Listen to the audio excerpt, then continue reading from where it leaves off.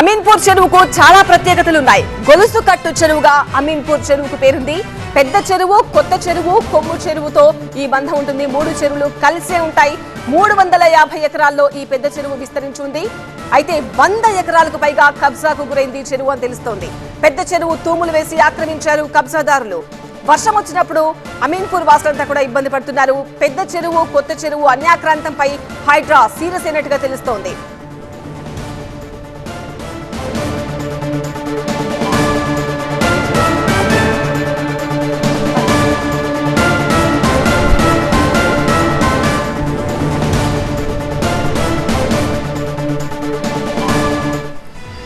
అమీన్పూర్ చెరువుకు సంబంధించిన డీటెయిల్స్ ఒకసారి మనం బిగ్ వీడియో వాళ్ళపై చూస్తున్నాము. అమీన్పూర్ చెరువుకి గొలుసు కట్టు చెరువుగా కూడా పేరుంది.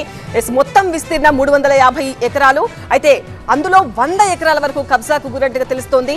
ఈ పెద్ద చెరువు ప్రాంతంలోని 100 ఎకరాలు కూడా కబ్జాకు గురైంది. ఒకటి కాదు, రెండు కాదు, 100 ఎకరాలు కబ్జాకు గురి కావడం అంటే ఇప్పుడు వాళ్ళందరి గుండెల్లో రైలు పరిగెడుతున్నాయి. అక్కడ పెద్ద పెద్ద బిల్డింగ్స్ వెలిసాయి. సో దాని ద్వారా చుట్టుపక్కల ఉన్న ఇతర లోతట్టు ప్రాంతాల ప్రజలంతా కూడా ఆందోళన వ్యక్తం చేస్తున్నారు. సో ఇప్పుడు వాళ్ళంతా కూడా ఆసక్తిగా ఎదురు చూస్తున్నారు. ఇక్కడ కూడా హైడ్రా తన యాక్షన్ స్టార్ట్ చేస్తే అప్పుడు తమకు విముక్తి కలుగుతుంది అని చెప్తున్నారు. ఒకసారి ఈ చెరువు విజువల్స్ చూడొచ్చు. పెద్ద చెరువు, కొత్త చెరువు, కొమ్ము చెరువు, ఈ 3 చెరువులను కూడా కలిపి అమీన్పూర్ చెరువుగా పిలుస్తుంటారు. గొలుసు కట్టు చెరువు అంటారు.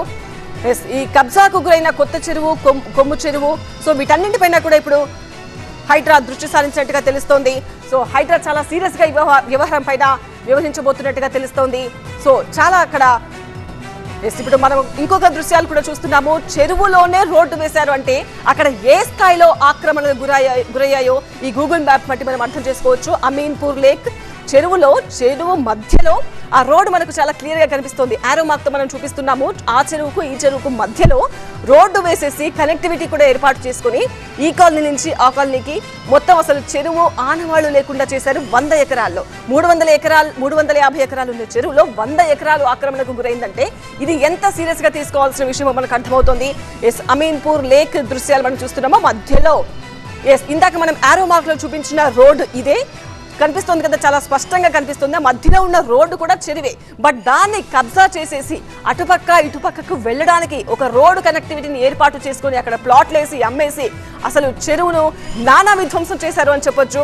ఇప్పుడు మనకు కనిపిస్తున్న ఈ బిల్డింగ్స్ అన్ని కూడా చెరువుకు ఎంత పక్కన ఉన్నాయో చూడండి. అదంతా కూడా బఫర్ జోన్ కాదు, చెరువే.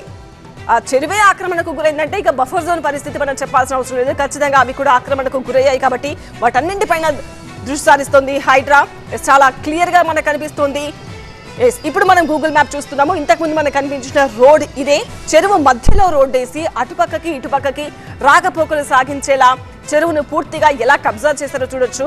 అయితే ఇక్కడ హైడ్రా కూల్చివేతలు కొనసాగిస్తున్న తర్వాత ఫస్ట్ వినిపిస్తున్న ప్రశ్న, అసలు రోడ్డుకు అనుమతి ఎలా ఇచ్చారు, ఆ బిల్డింగ్లకు అనుమతి ఎవరు ఇచ్చారు, ఎల్ఓసి ఎలా ఇచ్చారు, వీటన్నింటిపైన కూడా ఇప్పుడు ప్రజలు ప్రశ్నిస్తున్నారు. బట్ వాటి మీద కూడా నెక్స్ట్ చర్యలు ఉంటాయి. అనుమతులు ఇచ్చిన అధికారుల పైన కూడా ఖచ్చితంగా దృష్టి సారిస్తాము అని హైడ్రా చెప్తోంది.